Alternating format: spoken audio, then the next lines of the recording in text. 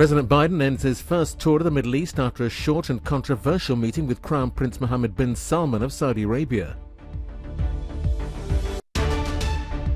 More than 16 civilians have died in Ukraine on Saturday, as Russian forces have increased attacks on the country. Large areas of Europe continue to tackle huge fires as temperatures soar to record levels. North Macedonia's parliament has backed a French proposal that aims to settle a dispute with Bulgaria, but it came amidst protests. US President Joe Biden left Saudi Arabia on Saturday after his first tour of the Middle East. His short visit was marked by controversial images of him meeting Crown Prince Mohammed bin Salman. In a speech in Jeddah, the US president promised that his country would not turn away from the Middle East by leaving a vacuum that could be filled by China, Russia or Iran. It is only becoming clear to me that how closely President Biden also outlined an agreement for US troops to leave a strategically located island in the Red Sea in order to allow Saudi Arabia to take control and develop it. China, Russia, or Iran will seek to build on this moment with active, principled American leadership. The Crown Prince agreed to increase oil production to 13 million barrels a day, but said his country would be unable to increase output any further to meet increased demand for oil amid the global energy crisis. President Biden was earlier criticized for greeting Mohammed bin Salman with a fist bump, despite the Crown Prince being accused of masterminding the murder of Saudi journalist Jamal Khashoggi in 2018. He also pledged $1 billion in support of short and long-term food security in the Middle East and North Africa.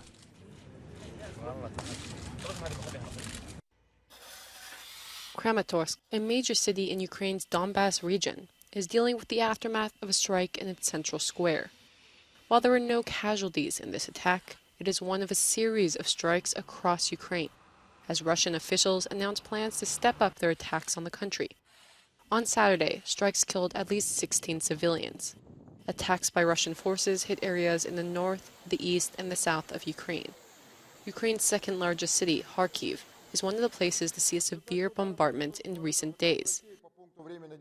Russian forces also attacked a military base in Mykolaiv. The attack killed more than 200 military personnel, according to the Russian Defense Ministry, and at least 13 pieces of military equipment were destroyed. Over the past days, Russian forces have been focusing on the Donbas region, which is making evacuation efforts in the region difficult. A volunteer described the situation on the ground. In Donbas, it's like every trip for us, it can be dangerous because we didn't know when Russian rockets will come to this bus. According to Ukraine's Interior Ministry, more than 17,000 strikes have been carried out on civilian targets since the start of the war.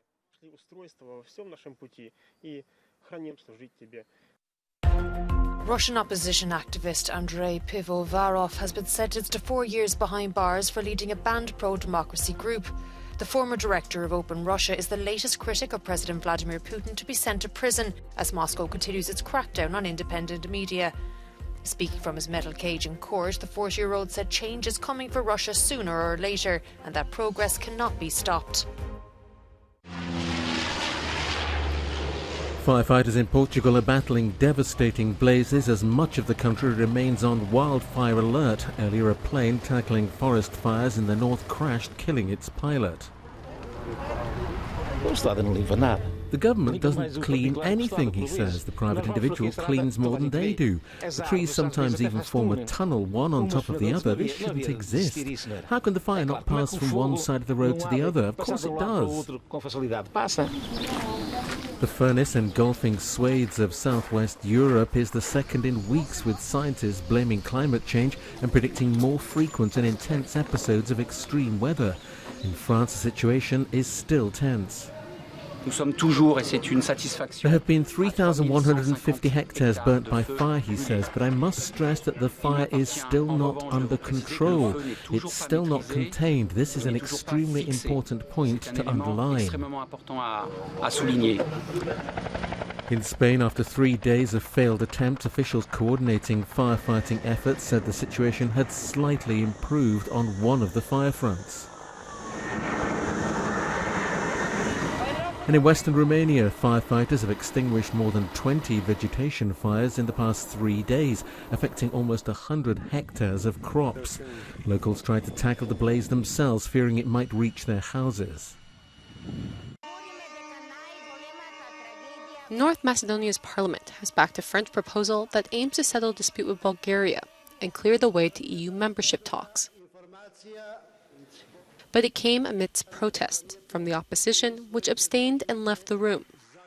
The motion passed in the 120-seat chamber with 68 votes in favor of the deal.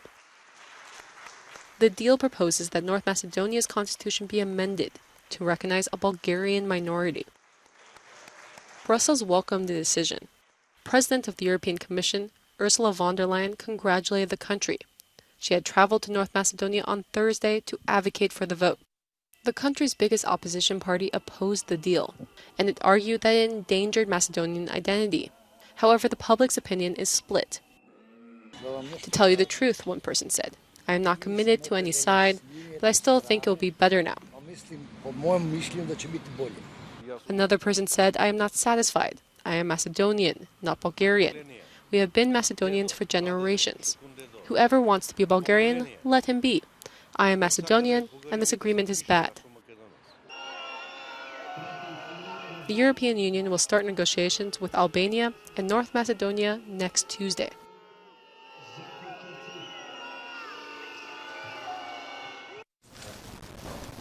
The foreign ministers of Armenia and Azerbaijan have met in Georgia's capital for their first bilateral meeting since 2020. Armenian diplomatic chief Ararat Mizroyan and his Azerbaijani counterpart Yehun Baramov also met under a tense atmosphere, as fighting has occurred along the border of the two countries in recent months, including a shootout along the border on Friday night. After the meeting, Armenia's foreign ministry said the pair discussed a wide range of issues. Mizroyan also called for the release of Armenian prisoners held in Azerbaijan. In 2020, the two countries fought in a war over Nagorno-Karabakh, a territory between Armenia and Azerbaijan. More than 6,500 people died over a period of 6 weeks of fighting. Russia brokered a ceasefire agreement between the countries, but Moscow has since stepped back from its role as primary mediator, and the EU has taken its place.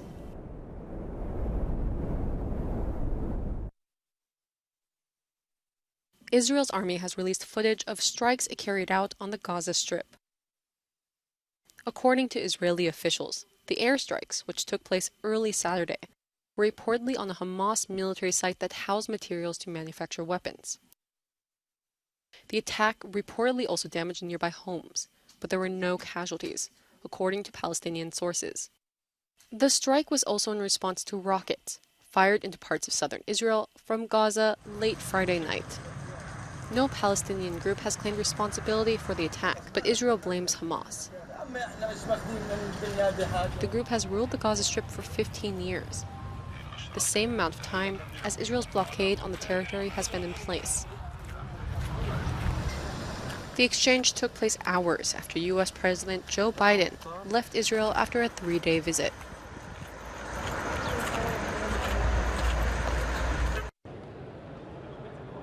Japan Expo, the European festival of manga and Japanese culture, is back in Paris after 2 cancelled events in 2020 and 2021 because of the COVID-19 pandemic, and there's no lack of fans.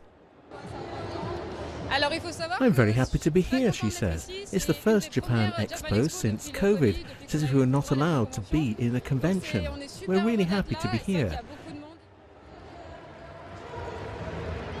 Sumo is also there for the first time, represented by Paris Sumo, the only club in France dedicated to this traditional sport.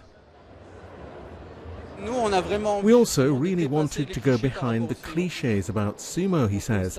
It's a sport with real values, a real nobility, like all sports, which develops a sense of courage, pugnacity and technique.